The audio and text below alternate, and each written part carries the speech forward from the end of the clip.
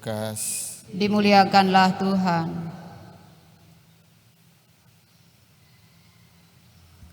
Sekali peristiwa datanglah Yesus di Nazaret tempat ia dibesarkan. Seperti biasa pada hari Sabat ia masuk ke rumah ibadat. Yesus berdiri hendak membacakan kitab suci. Maka diberikan kepadanya kitab Nabi Yesaya. Yesus membuka kitab itu dan menemukan ayat-ayat berikut. Roh Tuhan ada padaku, sebab aku diurapinya untuk menyampaikan kabar baik kepada orang-orang miskin. Dan aku diutusnya memberitakan pembebasan kepada orang-orang tawanan, penglihatan kepada orang-orang buta, serta membebaskan orang-orang yang tertindas. Aku diutusnya memberitakan bahwa tahun rahmat Tuhan telah datang. Kemudian Yesus menutup kitab itu dan mengembalikannya kepada pejabat. Lalu ia duduk dan mata semua orang dalam rumah ibadat itu tertuju kepadanya. Kemudian Yesus mulai mengajar mereka, katanya, pada hari ini genaplah ayat-ayat kitab suci ini pada saat kalian mendengarnya. Semua orang membenarkan Yesus. Mereka heran akan kata-kata indah yang diucapkannya. Lalu mereka berkata, bukankah dia anak Yusuf? Yesus berkata, tentu kalian akan mengatakan pepatah ini kepadaku. Hai tabib, sembuhkanlah dirimu sendiri. Perbuatlah di sini, di tempat asalmu ini, segala yang kami dengar telah terjadi di Kapernaum.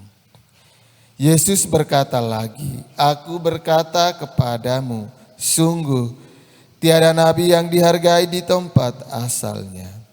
Aku berkata kepadamu dan kataku ini benar. Pada zaman Elia terdapat banyak wanita janda di Israel ketika langit tertutup selama 3 tahun dan 6 bulan. Dan ketika bahaya kelaparan yang hebat menimpa seluruh negeri. Tetapi Elia diutus bukan kepada salah seorang dari mereka, melainkan kepada seorang wanita janda di Sarfat di tanah Sidon. Dan pada zaman Nabi Elisa banyak orang kusta di Israel, tetapi tiada seorang pun dari mereka yang ditahirkan selain Naaman orang Syria itu. Mendengar itu sangat marahlah semua orang di muka rumah ibadat itu.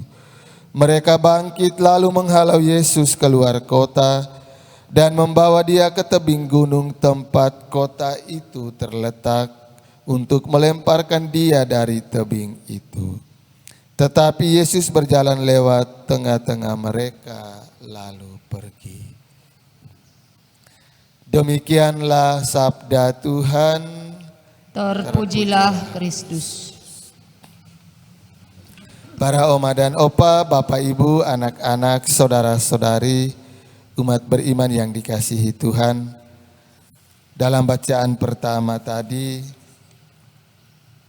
Rasul Paulus menasihati kita bahwa sebagai orang yang telah dibaptis dan percaya kepada Yesus, jangan kita menggantungkan hikmat iman kita pada hikmat duniawi, tetapi harus pada hikmat Allah. Dan hal ini disempurnakan oleh Yesus dalam Injil tadi. Yesus diutus untuk memberitakan kabar sukacita, pembebasan dan penglihatan bagi mereka yang ada dalam kesulitan dan penderitaan. Dan Yesus adalah kabar sukacita atau Injil itu sendiri. Ketika kita percaya kepada Yesus, kesulitan dan persoalan yang kita alami akan mendapat jalan keluarnya ketika kita menyerahkan itu kepada penyertaan Tuhan dan kepada Yesus dan biarkan Yesus menyelesaikan seturut kehendaknya sendiri. Semoga kabar sukacita Injil Tuhan yang kita dengarkan hari ini menginspirasi kita supaya kehadiran kita sepanjang hari ini juga menjadi kabar sukacita bagi sesama yang lain.